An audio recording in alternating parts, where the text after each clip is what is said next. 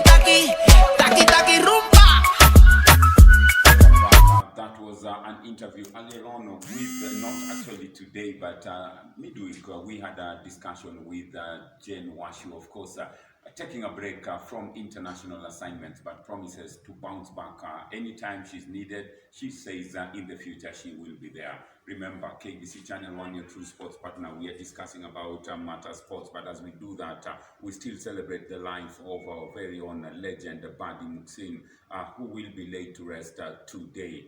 Unfortunately, we lost Badi, so still in that somber mood, and still sent messages of condolence to family, friends, and relatives on Badi Muksin's demise. Very sad indeed, and we still celebrate Badi's life. And as we do that, we are Kickboxing is your game. We'll also be having demos here in studio so that you get a clear understanding of what kickboxing is all about. And of course, many think it's a very dangerous sport. Is it? Not as a dangerous sport at all. All sports are dangerous. It depends on how you approach it.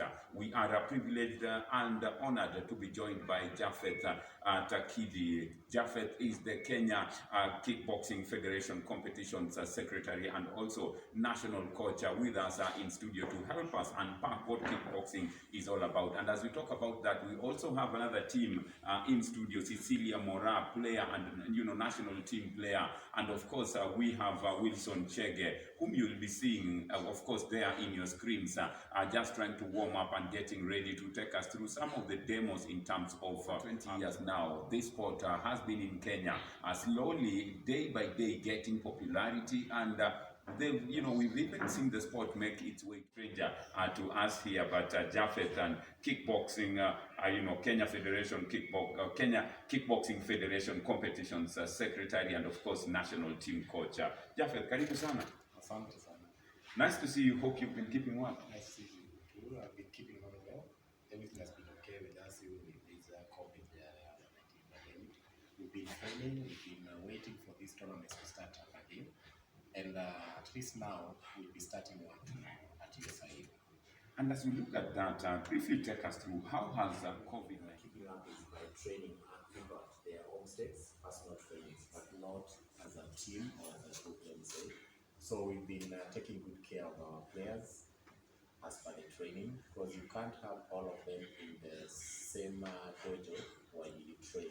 So mostly what we've been doing a lot in different places is going to be people's home in studio, and of course are ready to take us through what to expect in terms of demos and what to look out for. Before we go into kickboxing and the demos, clearly our federation is the one that use top of their feet. But with these other kickboxing, we call Muay Thai. Muay Thai, they use shield and they kick low. And mostly with their dressing code also, they have their shots while they train. But for we kickboxers, we have full attire. And then we have different kinds of kickboxing styles, which we use. We do full contact, which tomorrow will be used also at USIA for the German staff. We always have rules. And on the street fights, kickboxing is not all about beating up people. And these are always telling the parents. Even in these international schools, we have them. We start training kids as young as 3.5 years. So if you train kids this, it really helps even in the brain, in everyday's activities. Then it's a way of discipline, and that's why even the military have taken kickboxing everywhere, because it really helps in discipline, self-control, humility, honesty, everything. We have all those terms, perseverance. So if you can train kickboxing, be sure of defending yourself well on the streets, being healthy, because nowadays we also use kickboxing mostly in cardio workout, just for fitness, and that's what most people nowadays do, even in the gyms. You go to gyms, you find that even if a trainer is not a kickboxer, they buy pads, the gloves, then they hold for you. They call it cardio boxing. So kickboxing is really good and it's safe.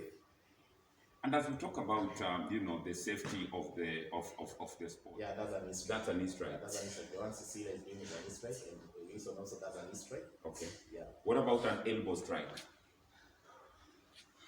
That's an elbow strike, and it hits on the jaw. On the jaw. The elbow strike hits on the jaw. Then the knee strike hits mostly on the solar plexus or the lower tummy. Okay, and they all get points. They all get points, but that's Muay Thai now. Oh, that's Muay Thai. If you want to join any kind of combat sports, get prepared. Remember, there's no gain without pain. Then, kickboxing is not all about fighting, guys. Kickboxing is all about discipline, self-control, perseverance, self-worth. And that's why, if you see most people who martial arts, most of the things that they have, their high percentage of anything in the world that they have is discipline, nothing else. So guys, whenever you see a kickboxer, whenever you see someone who does any kind of martial arts, any kind of combat sports, whether it's boxing, it doesn't mean that they are aggressive, it doesn't mean that they beat you up, no. We like making peace. The better combat sports person you are, the better peacemaker you should be.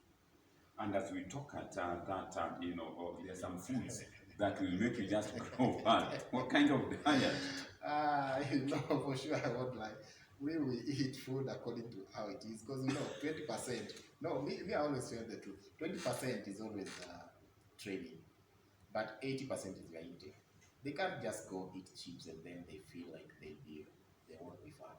But remember, they're also training. They burn a lot. So the more you burn a lot, the more you should consume enough sugar in your body, enough fat on your body. Because if you go dry too much, also it won't be healthy for you. So we as players or as people who train to go for combat, because according to your question is that we eat, whether it's ugali, whether it's rice, whether it's what. Then food itself, it doesn't mean that if you take ugali, you want to flex. It doesn't mean that if you take rice, the way we mostly Africans we believe like if you eat rice you'll be weak, if you eat spaghetti you'll be weak. That's a lie. According to me, I use rice a lot, chapati and spaghetti. That's what I use a lot. I'm telling you. But you have weight categories that you need to be within. And I'm 78 for sure. The way I look, I'm 78. And I'm really light. I have my own speed, I have my own power, but I use that. So it doesn't matter or not you eat. Even if you do githeri, even if you do sukuma wiki, even if you do fish, omena, whatever you do is okay. Because there we are not doing more about nutrition. Nutrition is more about people who want to be fit and to lose it. But for fighters, and they already know what they Here in studio, and Japheth Takid is the Kenya Kickboxing Federation competitions secretary, and also the national coach, and of course right now he is joining Cecilia Mora and Wilson Chege for just a small demo. And as we look at this, we'll be linking up with them shortly. And he says 50% punches, 50% kicks, and he's confirming that it is a very safer sport.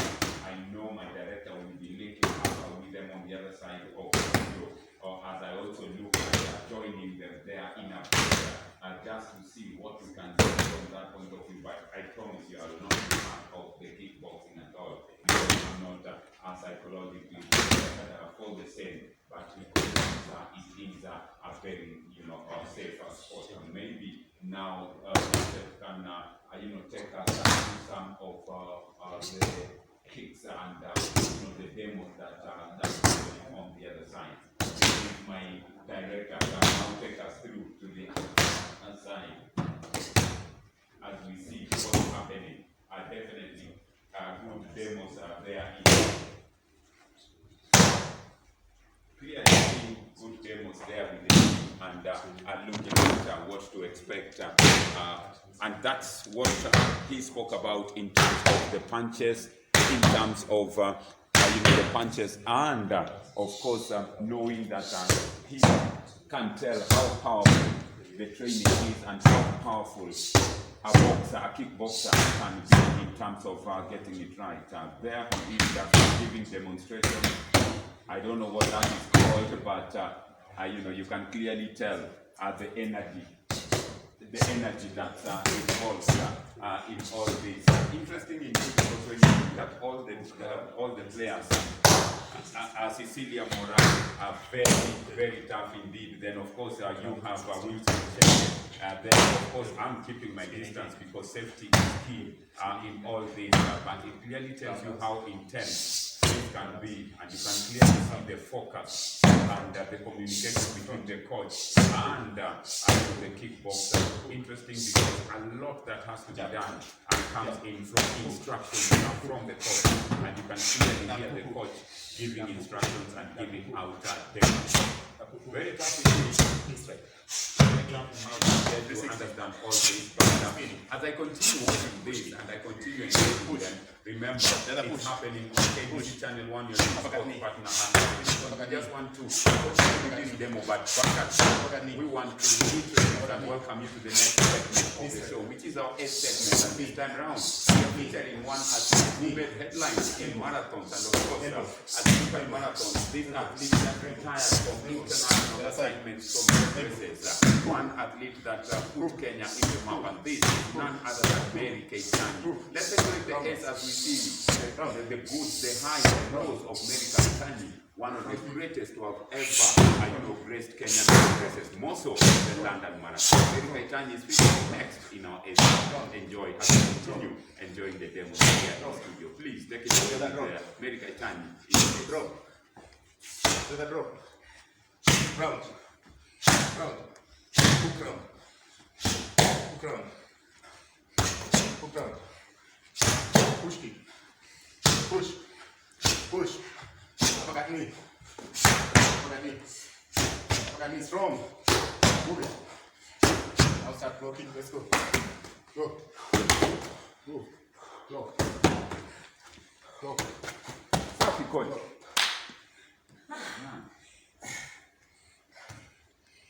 Mura, elbow.